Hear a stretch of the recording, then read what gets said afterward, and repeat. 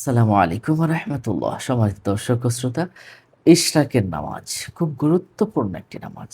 ইশরাকের নামাজ যদি আপনি এবার পড়েন, মুস্তাফা জানে রাহমত সাল্লাল্লাহু আলাইহি ওয়াসাল্লাম, যিনি আমাদের শাফাআতের কান্ডারি, যিনি রাহমাতুল আলামিন, উনি পেয়ারা হাবিব সাল্লাল্লাহু আলাইহি সাল্লাম পবিত্র হাদিস শরীফের সুনান তিরমিজির ২য় খণ্ডের ১০০ নম্বর পৃষ্ঠার হাদিস নম্বর ৫৮৬ তিনি এরশাদ করেছেন, যে ব্যক্তি ফজরের নামাজ জামাতের সাথে আদায় করে সূর্য উদয় হওয়া পর্যন্ত আল্লাহর জিকিরে রত থাকে, অতঃপর ২ রাকাত নামাজ আদায় করে, সে যেন পূর্ণ হজ ও উমরার সওয়াব পাবে। সুবহানাল্লাহ, সুবহানাল্লাহ।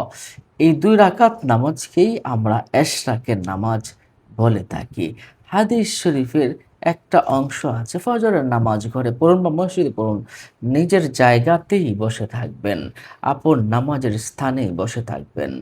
এর ব্যাখ্যায় মুল্লা আলী ক্বারি রাহিমাহুল বারি তিনি বলেছেন, মসজিদ বা ঘরে এমত অবস্থায় থাকবে যে জিকির, আখিরাতের জন্য চিন্তা ভাবনা করা, দ্বীনি জ্ঞান চর্চা করা এবং আপনি বাইতুল্লাহ শরীফে তাওয়াফরত অবস্থায় আপনি যদি থাকেন, ওই অবস্থাতেও আল্লাহর কথা চিন্তা করবেন এবং ভালো কথাগুলো বলবেন, ভালো আমলগুলো করবেন এবং সকালবেলার যে আমলগুলো আছে এই আমলগুলো করবেন।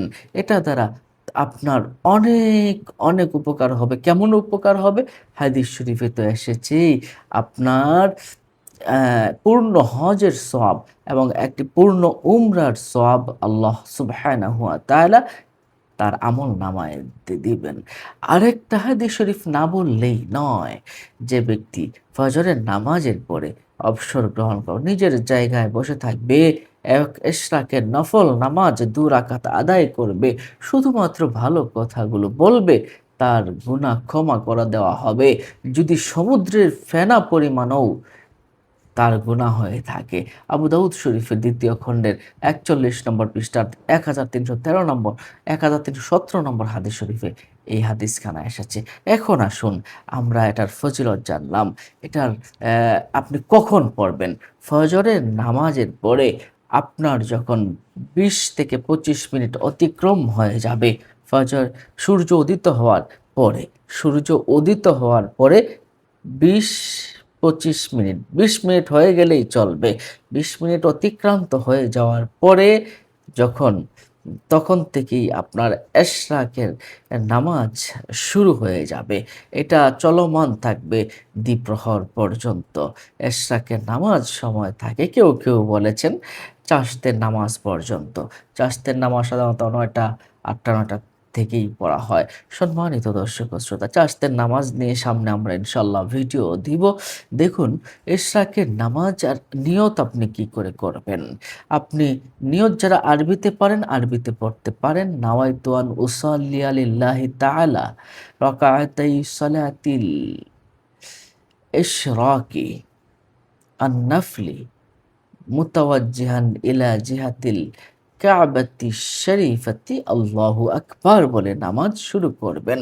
যারা আরবিতে পারবেন না তারা বাংলাতে এভাবে বলবেন, আমি ২ রাকাত ইশরাকের নফল নামাজ আদায় করার নিয়ত করলাম, আল্লাহু আকবার বলে আপনি নামাজ শুরু করে দিবেন। যারা এটাও পারবেন না, মনে, মনে নিয়ত করলেও আমি ইশরাকের নামাজ আদায় করছি। তো এটা করবেন, নিশ্চয় বুঝতে পারছেন। কত রাকাত পড়বেন আমরা আগেই হাদিস শরীফ থেকে জেনেছি। ২ রাকাত ইশরাকের নামাজ আপনি পড়তে হবে। কোন সূরা দিয়ে পড়বেন? সূরা ফাতিহা পড়ার পরে যেকোনো সূরা দিয়ে আপনি মিলিয়ে পড়তে পারেন। ১ম রাকাতে আপনার যে সূরা পারেন সেটা পড়বেন। ২য় রাকাতেও যে সূরা পারেন সেটা পড়বেন। তবে মনে রাখবেন সূরা ইখলাস পড়ার চেষ্টা করবেন। কারণ ইখলাস আল্লাহ সুবহানাহু ওয়া তাআলা ভালোবাসেন। এজন্য ইখলাস পড়লে অধিক ভালো হয়। নিশ্চয়ই বুঝতে পারছেন। ভালো থাকুন। অন্য মুমিন সবাইকে জানাতে শেয়ার করে দিন। আসসালামু আলাইকুম ওয়া রাহমাতুল্লাহ।